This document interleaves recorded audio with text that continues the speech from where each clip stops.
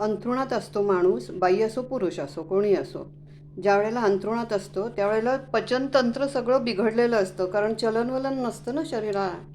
त्यामुळे 4-4 दिवससुद्धा शौचाला होत नाही. पण काळजी करण्याचं काही कारण नाही. 4 दिवस नाही झालं म्हणून खरं म्हणजे काहीच बिघडत नाही. पण आपल्यालाच वाटत राहतं की पोट साफ व्हायला पाहिजे व्हायला पाहिजे.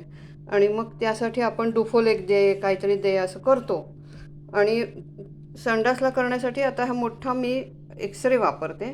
त्याच्यावरती हा दुपटं अंथरायचं आणि मग पुढे मी दाखवलेलं आहे टिश्यू पेपर वापरून कसं करायचं ते. पण काही वेळेला एनिमा द्यायची वेळ येते, तो कसा द्यायचा. काही वेळेला हे द्यायची वेळ येते, सपोजिटरी, ती कोणती द्यायची आणि कशी द्यायची हे आपल्याला काही एरवी माहीत असायचं कारण नसे. पण अशी वेळ आली की हे सगळं माहिती करून घ्यावं लागतं. आणि त्यात भिण्यासारखं काही नसतं. खोबरेल तेलाचा वापर करायचा किंवा कुठल्याही ग्रीसिंग याचा, वॅसलीन घ्या नाहीतर गोडं तेल घेतलं तरी चालेल, पण तेलाचा वापर करायचा. त्याच्यामध्ये ही जी ग्लिसरीनची गोळी असते ही ग्लिसरीनची गोळी ही गोठवलेली असते, ही फ्रीजमध्ये ठेवावी लागते. तर ही काढून घ्यायची ह्याच्यातून आणि त्याला खोबरेल तेल लावायचं आणि ती हळूच आतमध्ये सरकवून द्यायची. तर 6 इंचापर्यंत त्याचा इफेक्ट असतो. आणि ह्या जो एनिमा आहे याचं हे पुढचं हे टोक तोडून टाकायचं, म्हणजे मग त्याचं ते होल जे आहे ते मोकळं होऊन जातं.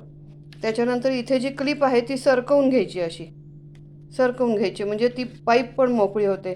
तिला तिथे जराशी चेपटलेली असते ती सरळ करायची आणि या सगळ्याला खोबऱ्याचं तेल लावायचं आणि मग ते हळूच आतमध्ये सरकवून द्यायचं. अशा दोन्ही गोष्टींची वेळ येते काही वेळेला की पेशंट थकलेला असतो, त्याची आतडी थकलेली असतात आणि स्टूल पुढे पास होत नसते. त्यावेळेला या दोन्ही गोष्टींचा गरजेप्रमाणे उपयोग करावा लागतो. तर तो करायचा आणि नेहमीप्रमाणे ह्या दुपट्यावरच होऊ द्यायची आणि कमोडमध्ये नेऊन टाकून द्यायची.